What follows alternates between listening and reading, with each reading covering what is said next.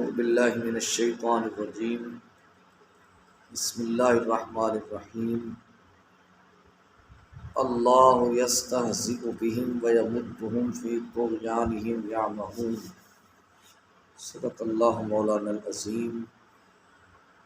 حضرات ذی وقار، اللہ کے فضل، رسول اللہ صلی اللہ علیہ وسلم کی نظر رحمت کے طفیل ایک بار پھر درس قرآن مقدس کے لیے حاضر ہے۔ اللہ تعالیٰ نے سورہ بقرہ شریف کی آیہ نمبر 15 میں منافقین کے ایک اور فریب کا ذکر کیا ہے۔ وہ یہ ہے کہ جب انہوں نے مسلمانوں کے ساتھ مذاق کیا تو انہوں نے کیا کہ ہم نے کوئی بہت اچھا کام کر لیا۔ اللہ تعالیٰ نے فرمایا اللہ ان کے ساتھ استہزاء فرماتا ہے، اللہ ان کو اس مذاق کی سزا دیتا ہے، اور ایک مدت تک اللہ تعالیٰ ان کو اس مذاق کی سزا دیتا ہے اور وہ ڈھیل دیتا ہے اور وہ اپنی سرکشی میں اور بھٹکتے ہیں۔ اعلیٰ حضرت مجدد دین و ملت مولانا الشاہ احمد رضا خان فاضل بریلی رحمۃ اللہ تعالی علیہ، آپ نے بڑا خوبصورت ترجمہ فرمایا کنز الایمان شریف میں۔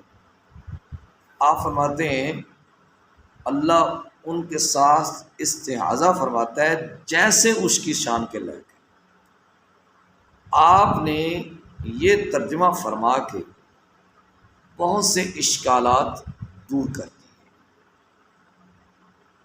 منافقین کا یہ فریب، انہوں نے یہ سمجھا کہ اس فریب کی وجہ سے ہم عذاب الہی سے بچ جائیں گے،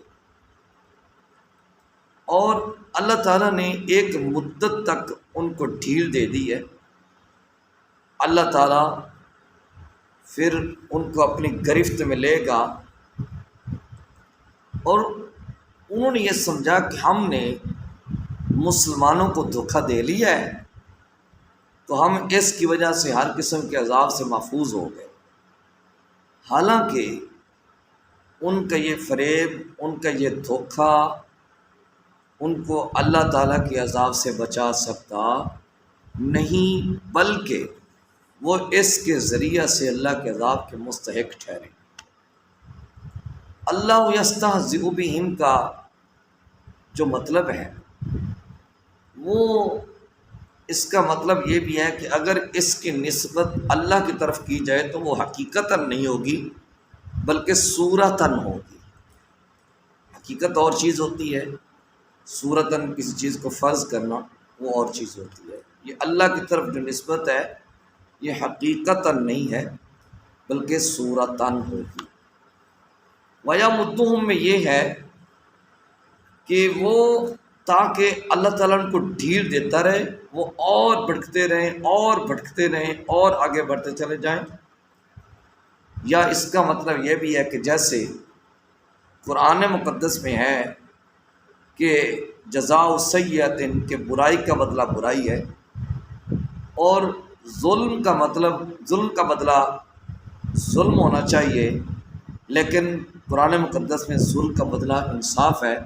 اگر انصاف نہ ہو تو وہ بھی ظلم قرار پا جاتا ہے۔ یا اس کا مطلب یوں بھی ہم لے سکتے ہیں کہ جو لوگ اللہ رب العزت کی توحید کے لیے کام کر رہے ہیں، رسول کریم صلی اللہ علیہ وسلم کی عظمت کی بلندی کے لیے کام کر رہے ہیں، مثال کے طور پہ علماء ہیں، ائمہ مساجد ہیں، نائبین ہیں، اساتذہ گرامی قدر ہیں۔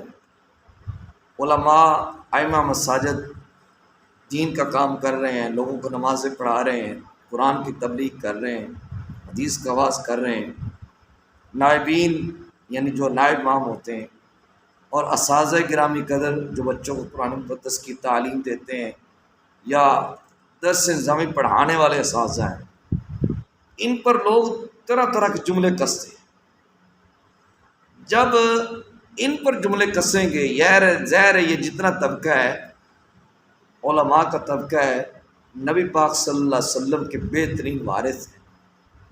جب ان پر لوگ جملے کستے ہیں تو پھر دفاع میرا اللہ خود فرماتا ہے، جواب میرا اللہ خود دیتا ہے، کیونکہ ایک حدیث قدسی بھی ہے، من عادی لی ولیا فقد آذنتہ بالحرب، جو اللہ کے دوست کو تنگ کرتا ہے اللہ اس کے ساتھ اعلان جنگ کرتا ہے۔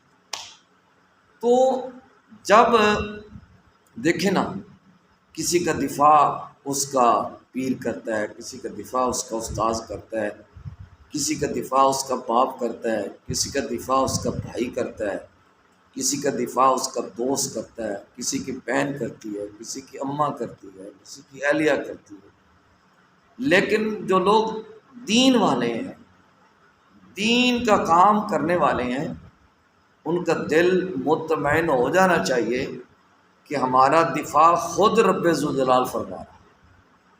جب ہماری دفاعی پوزیشن بڑی مضبوط ہے تو ہمیں کسی قسم کی پریشان ہونے کی ضرورت نہیں ہے، بلکہ ان لوگوں کی باتوں کو سن کے ہمیں نظر انداز کر دینا چاہیے، دفاع میرا اللہ خود کر لے گا۔ اللہ رب العزت مجھے اور آپ کو نور قرآن سے مالا مال فرمائے۔ صلی اللہ تعالی علی حبیبہ محمد وعلی آلہ وصحبہ اجمعین برحمتک یا ارحم الراحمین۔